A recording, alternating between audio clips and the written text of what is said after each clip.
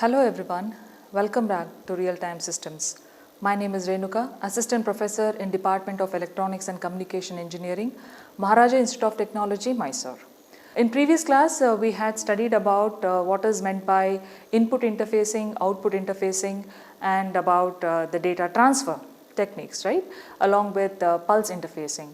So today we are going to study about the polling and what is the interrupt and the ways in which the interrupt could be handled.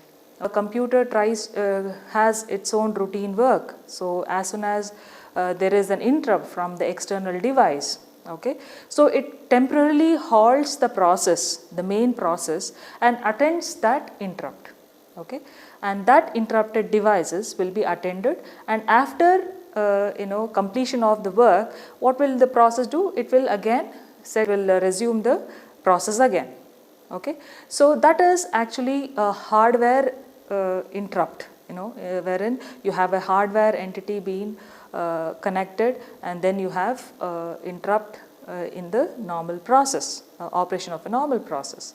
The thing is, a polling is just call it as a protocol, okay, wherein you have certain ways in which the system has to attend the interrupts, or you can say it's a protocol in which many number of interrupts, software interrupts could be handled. Okay, so for example, to explain about the interrupts, okay, and the efficiency of polling. So you have a printer, okay, and if you want to print data, okay, the printer is an output device now, and the CPU tries to print the data. Suppose the CPU tries to print data about 40 characters per second. Okay, that is the data which has to be sent through the processing unit.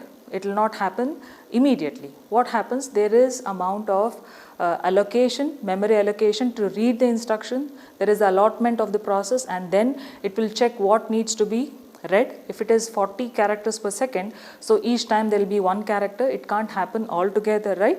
So each character to be read. So every time in this data cycle, what happens? There will be ready signals which will be initiated to check. If I take an example of 40 characters per second, then a ready state will be sent from a CPU to the printer to print a character generated based on the pulse. Okay, this you have 3 cycles there. So 3 cycles for in order to call a ready state, and then you have to get the information, the data, isn't it? You remember that we had spoken about the time, correct? The pulse duration, right? Wherein we had studied about the fixed clock pulses, right? We had T1, T2, T3, right? So where you had an information or a data which will be sent from the CPU to the plant, okay, or from the plant to the CPU, it will take about 3 cycles, right? So what happens? Every time, for every 25 milliseconds, there is a read signal which will be generated.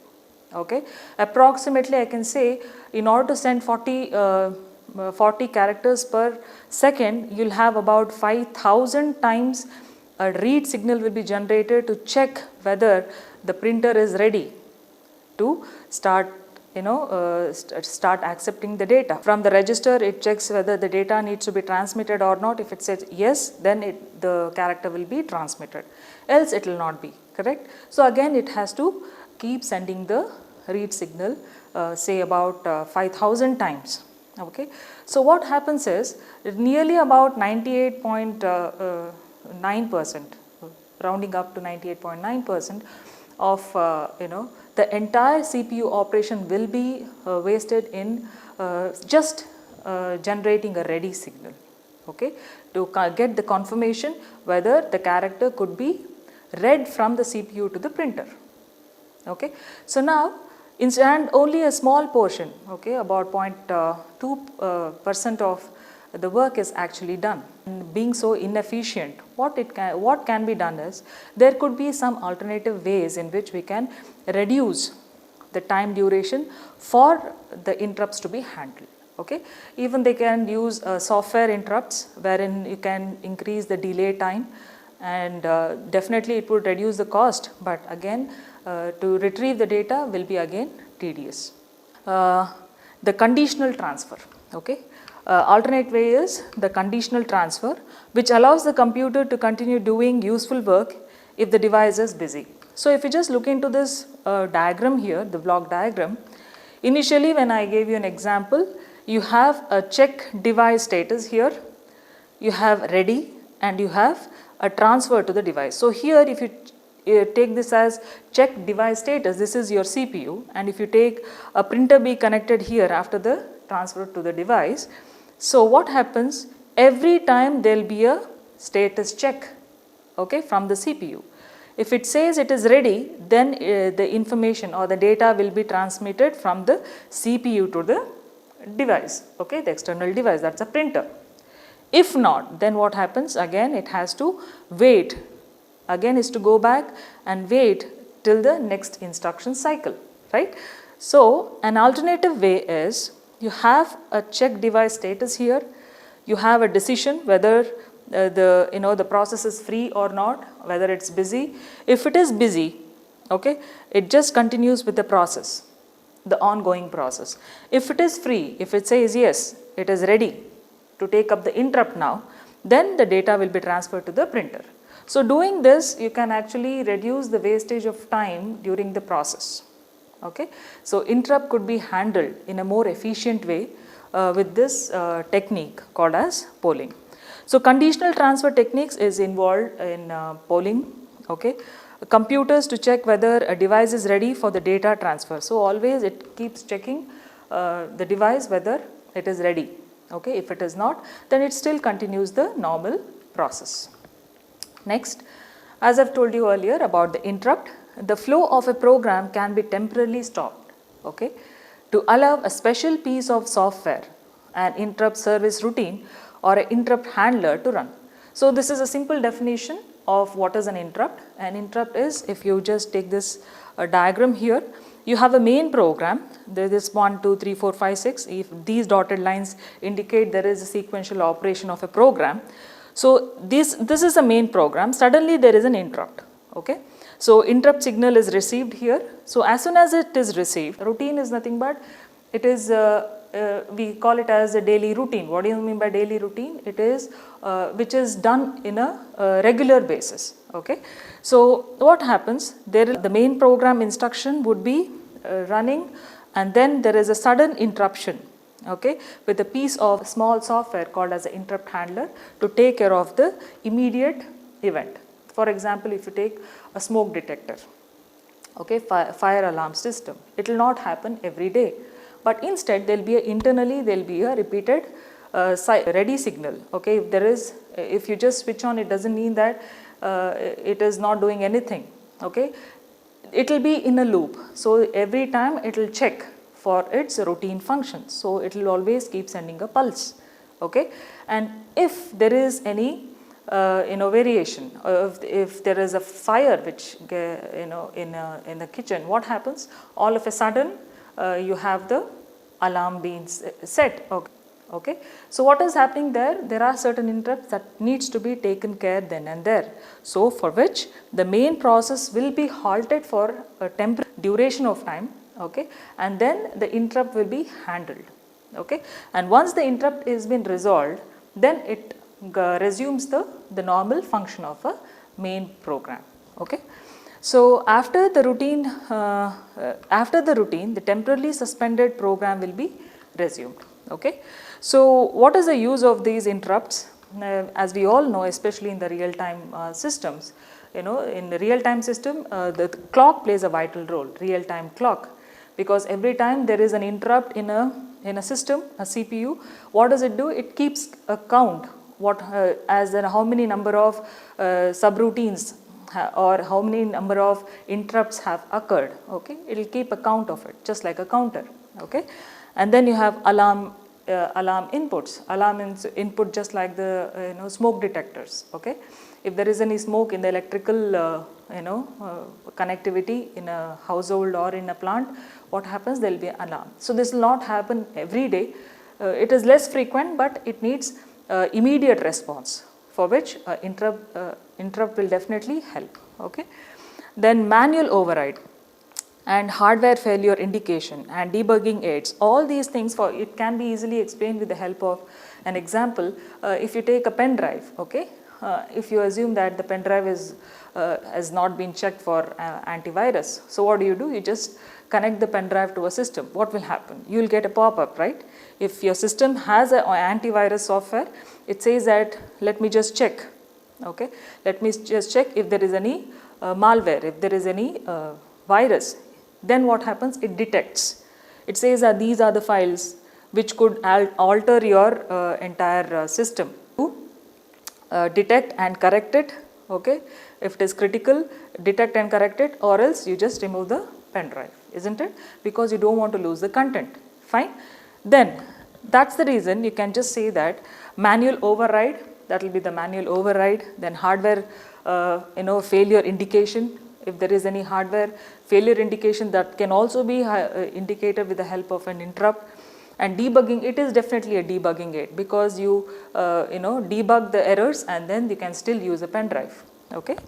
Then operating system and power failure warning. For example, you're working on your laptop and you have forgotten to charge your laptop, okay, but you start doing some important work on it. What happens? For a certain duration of time, still you have a backup, say about 20%, you still start typing and you just keep saying save as, you just save it. But later on, it gives you an indication saying that the battery level has just 14% left. It says 11%. So what is happening? It gives you an indication about the power in that system. So actually it is trying to interrupt the flow, because you will not be able to go ahead until unless you just close that window, isn't it? So it is trying to interrupt the normal flow and give you an indication about any variation, power variation, fluctuation issues, okay. Even if it is beyond, it gives you a signal that nowadays you also have mobiles wherein you have a beeper. If you just set your mobile touch for more than so many 98% or 99%, there will be a beeper, and you will get to know that the mobile is charged and now I have to remove, okay, because you know about the batteries, right. So now these are some of the uses of the interrupts, okay. So while interrupts is being handled, the important part is when there is a temporary break in the normal main process execution, okay, what will happen to those files that are there in the main program, correct?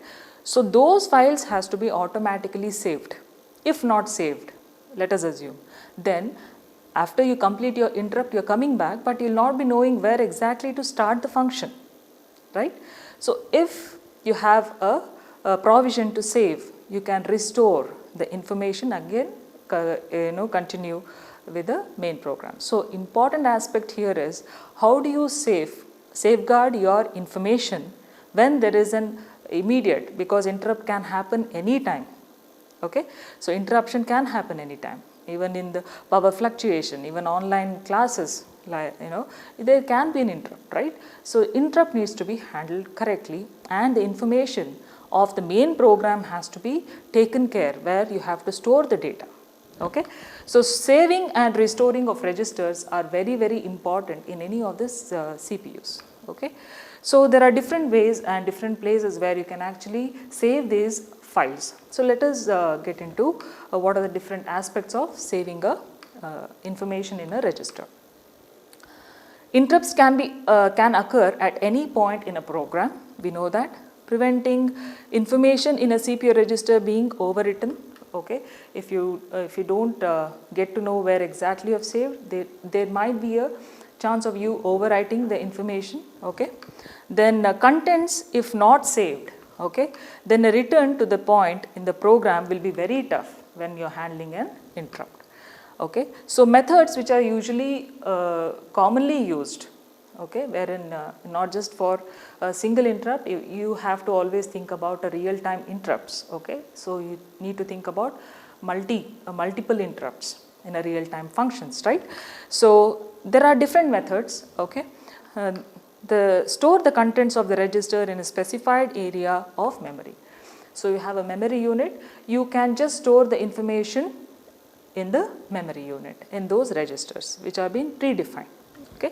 Second is store the register in a memory stack, widely used method, and it permits multiple or multi-level interrupt handling. The only danger is stack overflow. So what do you mean by that? So you have to store the information in the memory stack. So we need to know what is a stack. We say stack stack all the belongings orderly. So you're just placing it in a particular fashion. So to explain this, we can take an example. If a cafeteria and you have plates being stacked one above the other, or you have a biscuit packet, okay, and you have biscuits being placed one above the other. Okay. So now if the plates are being stacked, what happens? You're keeping one above the other, isn't it? So how do you actually go ahead and take the information? Information here is the plate. Okay. How do you take the information? You don't take it from the bottom, isn't it? You take it from the top of the stacked plates, right? So if you take the top plate, what will happen? You're trying to push the information, in the sense it is LIFO, that is last in, and he'll go first. So the person who, the plate which is placed on the top will be taken first, okay, and then the last plate will be taken at the last, right? So it's called as last in and it is first out. So every time it is last in, first out, last in, first out, and it reaches to the bottom, right? So this is how you're going to stack the information. So that which has a higher priority will be kept, will be stacked on the top, and then and there it will be taken away based on its interrupt, the usual interrupts. Fine. Now, what do you mean by overstack? Overstack is when it is going beyond. So if you're pushing the data onto a stack, okay, and there will be a number of data which is present in the stack is more than what is to be placed, then you call it as overstack. Or it can be understacked also. Understack is nothing but you're not having any information there. Okay, it is like zero information. Okay, so wherein popping off, so pushing is the information into the stack, and then you have popping off is how the information is taken out. Okay, that is last in and first out. Okay, so there could be a danger of a stack overflow. Okay, so for that the use of auxiliary set of registers, if only two registers are provided, can't handle multi-level interrupts, which means that, so to overcome this, there will be two different sets of registers could be placed. So multi-level fails in case of an auxiliary, if you are assigning an auxiliary set of registers. Or an alternative method to use a designated area of memory as the working registers, and then an interrupt only requires a pointer to be changed to change the working register set. So instead of having the entire register, you can just have a pointer pointing at that register and retrieve the data. Okay. So this is how you're going to save and restore the register. You can use a software instruction. There are two important instructions which could be used in order to save and retrieve the data. Okay. So machine status must be restored on exit from the interrupt routine. The status should be, because if it is completed, then you have to move back, right? So it has to be indicated.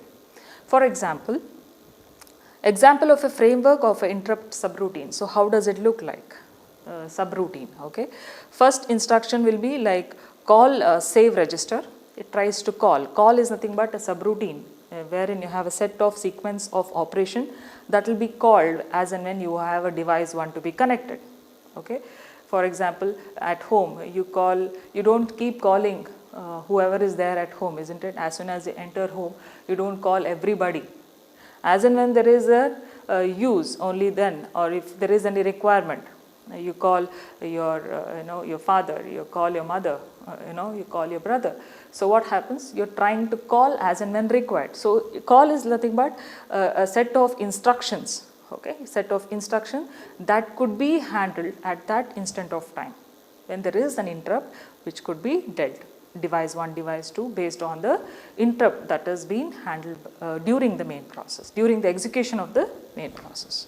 So call save register. So save register is a routine which saves the working register.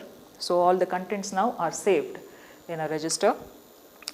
And you have call, you have restore, RESREG, so which means restore register is mainly to restore the working register, is restoring its working register. It will restore the address of the contents of the working register.